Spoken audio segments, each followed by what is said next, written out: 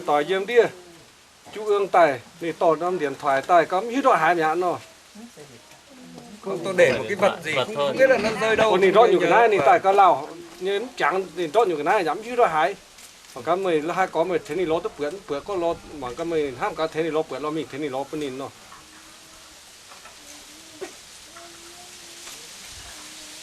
hai cái lót bữa lo mình thế này lót bên nhìn Cô Hiến lộ quá biết không, cô đưa trong dân rồi tôi cái để trông cho sáng thôi. không, cô đút vào túi ông dân tôi cái đút vào túi dân. Dân đâu nhỉ? Dân kia kìa đứng. Đó, nó cái hết mình nó Dòng cô lo lắm tôi là mà hóa đó có dân phát làm lo. có giờ cô mình tôi là phá có giờ phát họ sùng lo vâng tìm giúp ạ. nhưng mà ở gần thì nó đi ở xa thì không đi Ở gần đây rất gần đây đã. nhưng mà có giờ phát nhưng mà mình thế này lo các bữa bữa nó phải là Ở quanh đây đã. Vâng. lo bữa tay bây giờ phun nhàn mình khâu nhàn mình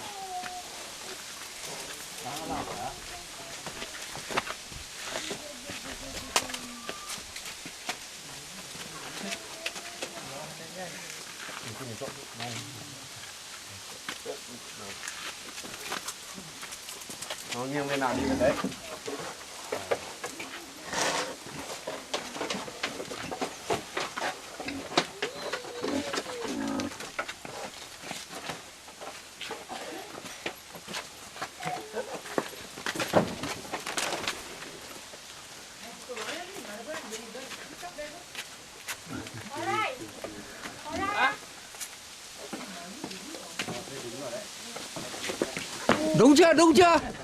Đúng chưa? nó tìm thấy đấy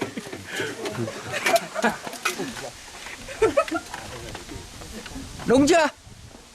Đúng rồi. Làm nữa nhá, làm nữa tôi có một vấn đề đấy. đúng ạ đây ạ thôi Quá đúng rồi, siêu rồi. Đúng quá thật rồi. cậu giỏi lắm. Cậu giỏi lắm. Đồng tiền nữa. thưởng tiền cho nó Thưởng tiền đi, nó giỏi quá đấy.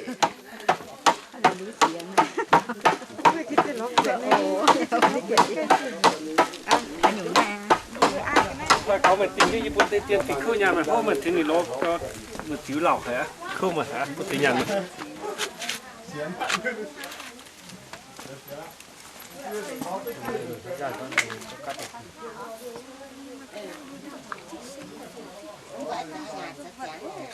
Mà chỉ chửi cái chi nghe. Đốt cháy hết tí. Đốt cháy hết rồi ạ. Hả? Gì à? Thật là mà. mình nó bị lệ Đốt hết. Ôi, cậu giỏi quá. cả còn có chuyển dẻo ấy Dịch của tôi nhá, ai dịch của tôi này? Dịch của tôi này, ai dịch của tôi nhá? Tôi là Nguyễn Hồng Cơ. Tôi có một cái kính gửi vào túi một người bạn thì người đó là ai? Vào túi nào? Người đó là ai? là có bên này với máy với tàu bé con nì mày nó mưa chiếu mi ta cho giờ hắn ăn tàu như xin mẹ nếm chẳng mẹ chứ mày thế này lo gan tàu cho giờ hắn tao mày nụ cả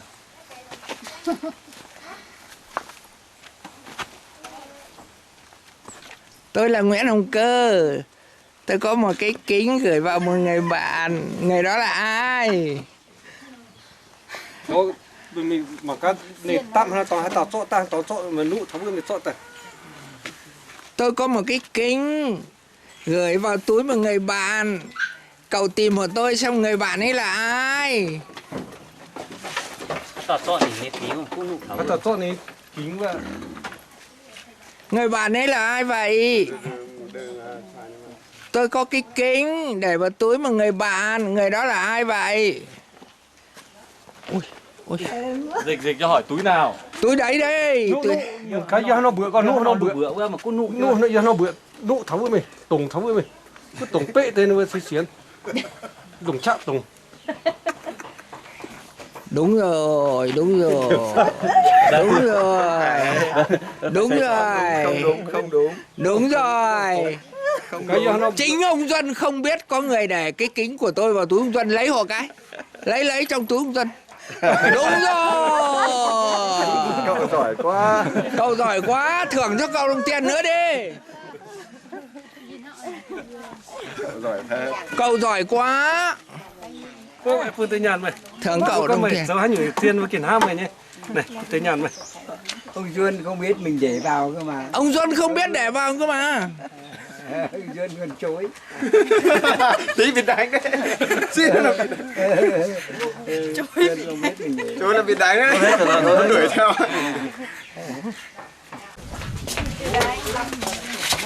Vào nhá, chuẩn bị vào nhá. Bắt đầu hôm nay chúng ta thả tay ra cái nào. Cho bây giờ mà thế.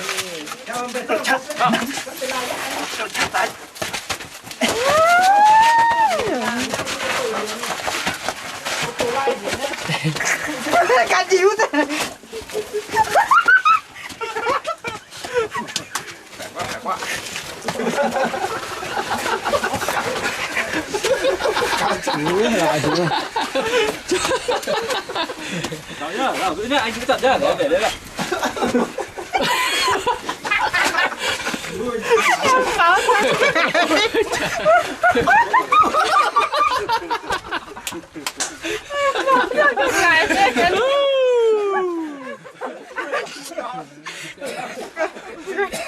ô khỏe thế nhỉ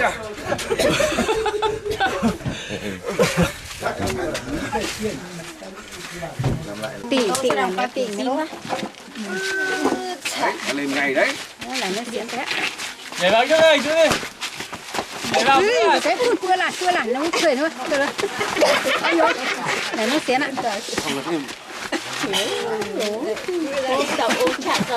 Cái để nó cút sát chạm. Thế là phải. Chăm này nó chăm tôi cười này.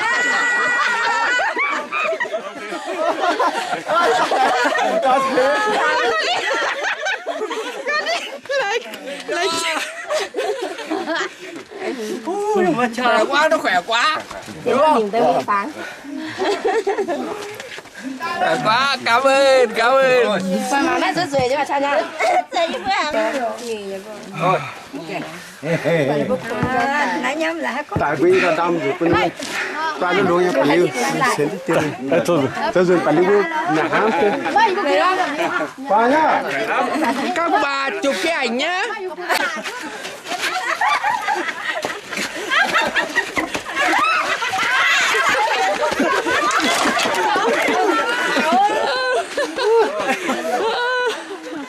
Thế yếu hơn cụ Duân à? kiểu nó vương vang vậy Thế là cái ông ở dưới này yếu hơn mình.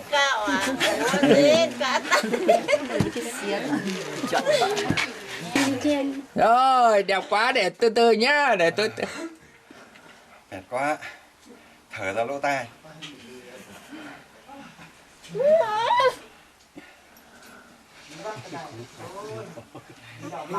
Ai nói họ địa điểm nhà ta cái đây là nhà ai ở đâu vân vân. Nói to lên cái, đồng chí nào nói. Đây là nhà ai ở đâu phải? Ở trong nhà này có người ấy. Không, đây là sân vườn nhà ai. Cờ hộ không mà cờ hộ. Nói to lên, nói tự nhiên đi. Triệu Tạp Phấu, thôn Tân Phong, xã Hồ Thầu, Hoàng Thị Hà Giang. Hay lắm. Ông gì? Ông Triệu Tạp Phấu ạ. Ông Phấu năm nay bao nhiêu tuổi nhỉ? Triệu nhỉ? 53 tuổi. Ông 53 tuổi. Hôm nay là ngày gì trong gia đình nhỉ? Ngày cầu phồn cho hai vợ chồng con cả. Anh ấy tên là gì? Anh con cả tên là gì? Triệu Lao Lớ. Còn chị tên là gì? Triệu Một Điều. Anh Triệu Lo Lớn năm nay bao nhiêu tuổi? 25 tuổi. 25 tuổi. Thế còn chị 27 tuổi. cháu nhỏ được mấy tuổi? Đứa lớn 5 tuổi. Đây 5 tuổi cháu nhỏ được bao nhiêu? Hơn 3 tuổi. Chào bác, năm nay như thế là bác bao nhiêu tuổi? Năm nay 53 tuổi. 53 tuổi. Vâng. Bác có khả năng này từ khi nào vậy? Bác có khả năng này từ 36 tuổi đến bây giờ rồi. À, hay quá. Thế trong suốt bằng ấy năm thì bác làm được những cái việc gì đấy? Trước mấy năm trước thì bác đi tham gia làm giáo viên được 5 năm. Thế rồi bác làm thầy cúng là từ khi nào? Làm thầy cúng là từ 18 tuổi. À, ui hay quá. Trong công việc thầy cúng thì khi bác cúng đấy thì bác có thể làm được những cái trò gì vậy? Bác cúng thì bác chỉ đi giúp dân cúng những người ốm này, giúp những người ốm yếu, hoặc đi cúng hồn cho các cụ già, giúp các những bói cho các cháu ốm ở trong làng. Thế khi mà bác bắt đầu làm việc này thì bác có được ông cụ thân sinh ra bác hoặc là ai đó dạy bác không? Cái này thì cũng có thầy nó dạy cho. Cũng có thầy dạy cho. Bác học có lâu không? Bác học cái việc này có lâu không ạ? Cái này thì bác học từ 14 tuổi. Ôi dồi, rồi đấy. 14 tuổi, khi mà bắt 17 tuổi thì bác làm được những cái gì ạ? 17 tuổi thì bác đã cúng hồn, cúng được cầu như hôm nay gọi hồn cho con. Đây là gia đình của bác Triệu Tà Phấu. Bác ở thôn Tân Phong. Thôn Tân Phong, xã Hồ Thấu, huyện Hoàng Su Phi, tỉnh Hà Giang. Hôm nay là nhân chúng tôi đến thăm gia đình của bác Phấu nhân ngày cúng cầu hồn cho vợ chồng anh con trai, vợ chồng con trai cả Triệu Lao Lớ và vợ là chị Triệu Mười Liều. Xin rất cảm ơn gia đình, cảm ơn toàn thể gia đình. Chúc gia đình mạnh khỏe, làm ăn mỗi ngày mỗi phát đạt nhá. Và năm nào cũng vui vẻ, năm nào cũng được nhiều may mắn. Mọi việc đều suôn sẻ, tốt lành. Cảm ơn hai bác. Tốt rồi. Thế thì bây giờ xin nói thêm một chút, anh con trai hiện nay là đương làm gì đây? Ông chủ nói. Hiện nay vẫn ở nhà. Vẫn ở nhà. Làm ruộng. Lên lên. Đấy là cảnh trên kia. Thấp xuống mới lấy được cảnh trên. Và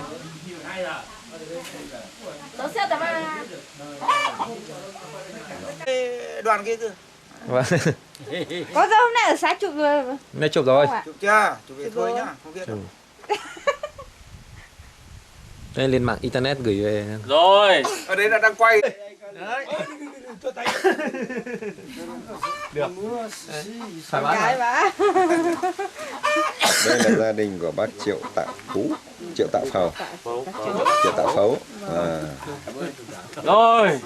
Quá đẹp, Đây là hai bác cháu. Quá đẹp, Duân quá với đẹp. cháu Triệu Mùi Chiều. Hay lắm. Mà hai bác cháu gặp nhau lần này là lần thứ hai. Gần vào sau tí đi. Cả hai lần đều là liên quan đến việc nghiên cứu văn hóa và nghiên cứu tâm linh ở xã Hà Thầu. Quá đẹp, quá đẹp, quá đẹp, quá đẹp, quá đẹp, quá đẹp. Đấy. Rồi ạ, vâng. Quá đẹp. Thế bây giờ có thích cả người không? Có chứ. Thích cả người đi. Đấy, thế thì thế càng hay. Ê.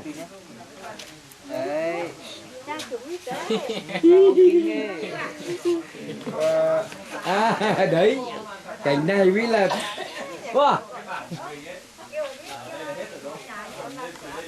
Mà giờ ơn chụp không? Chạy qua không? Chụp á. Ăn dưới.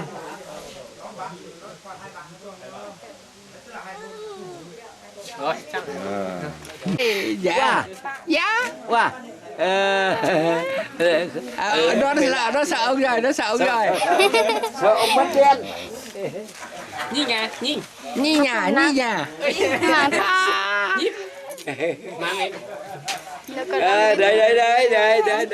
Đây. Mất mà.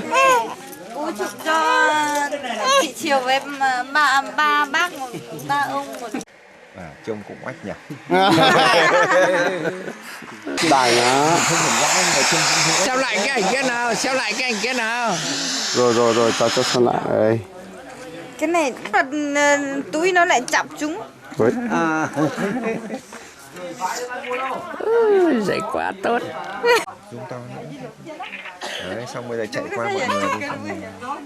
Ui giời, bác Cưa, bác Hiến trông Trông phong độ không? Trông phong độ lắm. Phong độ lắm.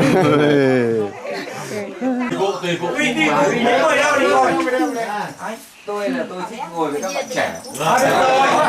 Là mùa xuân mà. Vâng, với hơn nữa là bên này Đẹp rồi, đẹp rồi, đẹp rồi.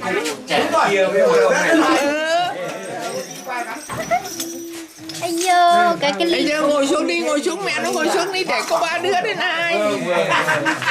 Đây. Người lúc thì nó chán. nhịp nó bài thế này. Thì em bé vài như này chị em đứng đây. Nào hai chị đó, em mà ký giấy kiểu á. Thử ăn như mấy ba. Nhìn vào ba kia. Mời ba xơi nước đi. Em có hôm Mày cháu uống nước đi. Vâng, cảm ơn bà. Vâng, cảm ơn bà. Ta. Anh gọi nó lên đi. Rửa tay đi. Con bác rửa tay. Gia đình mời các cụ vào rửa tay xin cơm. Vâng. Xin mời các anh đây. Xin mời các cụ. Vâng. Ngày trước bác đi dạy học là dạy ở trường ở đâu đây? Dạy trường Hồ Thầu. Ồ, bao nhiêu năm ở trường Hồ Thầu? 5 năm. Ồ. Lau tay đi bác ơi. Lau tay bác ơi. Vâng ạ, đây rồi.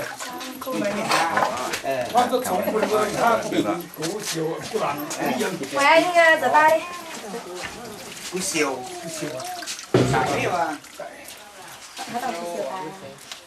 với hoa nhìn hoa có mang sử dụng này này.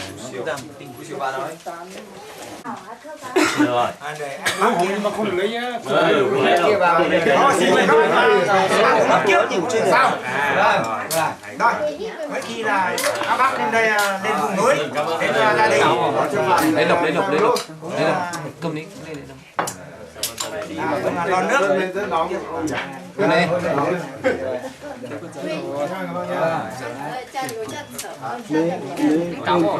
Nước nữa là Để ra nó trải qua cái này. Trải qua. quả nốt cháo. Alo, nhặt cháo vừa nãy rồi. Phần nữa rồi quá.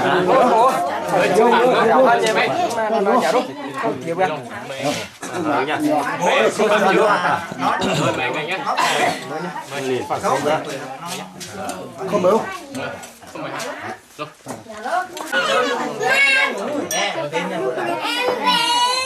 Anh bé qua từ đây đồ ăn nha. Chứ là mẹ nữa, gọi là mẹ nữa.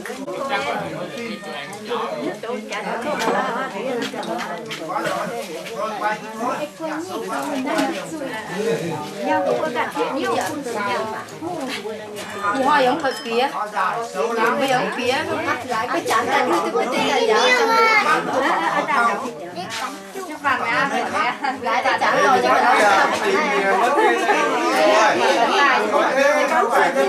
Nhờ uống một ly xong tối này ngủ lại đây luôn không về được nữa.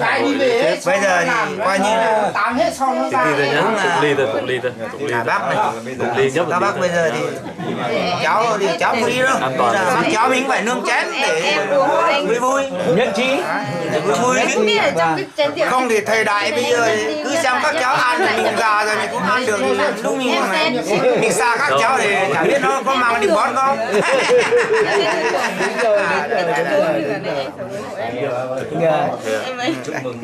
Anh Đức. Chứng kiến cụ. Con mời cụ. Dạ, trưởng đoàn. Mình thì xin theo phương châm là uống được thì uống nhiều với vui, nhưng mà uống ít thì không uống được thì uống ít cũng vui. đúng rồi, cho nó vui thôi. Vâng, vui. Những cái vui. Từ đầu đến cuối tiệc mình có thể nâng được. Nhưng mà uống mỗi cô này không từ chối được. Nó khéo cũng quá. thương các bác quá nhưng các chú thông cảm nhá. Thông cảm. Không thể thông cảm. Không sao. Thiên vị. Khó quá. Câu hỏi nói thế thì câu đối rồi. Cho rồi mà. Hết cứ làm kia nó hội chặn như là có cái lời chúc của Triều là uống cái rượu này ngon quá. Nếu cạo dâu đi Số 2. hết đi. Cạo dâu Cho 100 đi. Rượu ngon một, lời nói ngon 10. Cho xe. Hay quá. Rất chiều rồi đấy. Đấy, tôi vừa nãy bảo rồi. Chị ạ. Còn các Chị bác chiều thoải mái quá, ai cũng chiều chị. Còn chú thì cháu làm Chị cả. tên là chiều rồi, ai cũng chiều. Thế này chắc là chiều. Thế này chắc là chiều xuân thì chứ không phải chiều thu nữa. Đó được.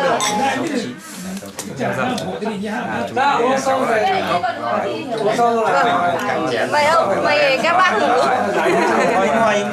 Hai lần xưa. Có nào. Ông ơi. Ông đừng làm việc. Bạn. Cô cấp 2, cấp 3. Mới đây. Thế là thế. Mày hiểu mới bắt tay nó bắt tay ra tay không đi gì. Hả? Cao à? Nhà người đi thì coi được. Cao không bao năm tuổi. Dành lần sau là lên uống. Mày cứ đi mày. Rất nhiều. Nó của ông như in nha. Mà yêu đã đi hấp vượt bá, đã đi ở gì người ta ngọc phun, nó ngọc phun rồi. Tí nữa. Rồi. Tức là một ông 50 mà Cưới phải báo cho các chú chúc mừng cháu nhá. ngay từ Con xin nói cái cùng các bác các chú hôm nay thì rất vinh dự mới được mạn các chú đến đây cầm váng ly rượu chúc mừng các chú. Đây là đầy đủ hơn các anh các ông thì cũng hơn thế đâu rồi anh là ít hơn bởi vì các nó nhiều hơn cháu 68 rồi nhưng mà với quan điểm là mình lấy cái lệ đức là mình phải tôn trọng. Chúc cháu và cái gia đình riêng của cháu Có một số thì là hạnh bác, phúc, có một số mọi chuyện tốt lành nha. Như lúc nãy bảo là hai lần cà phê Như vậy tức là bà ban nãy là ngoài cái cầu ngõ đấy mà ôi rồi bà quá giỏi đi.